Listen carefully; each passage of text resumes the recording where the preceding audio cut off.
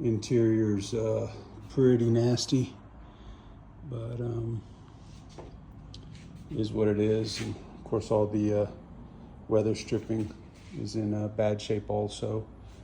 The tops actually are in pretty decent shape. Let me show you the back of one of them.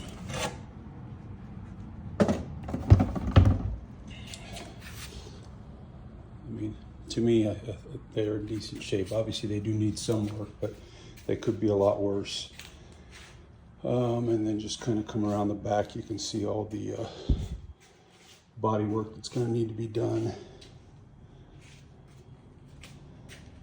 So,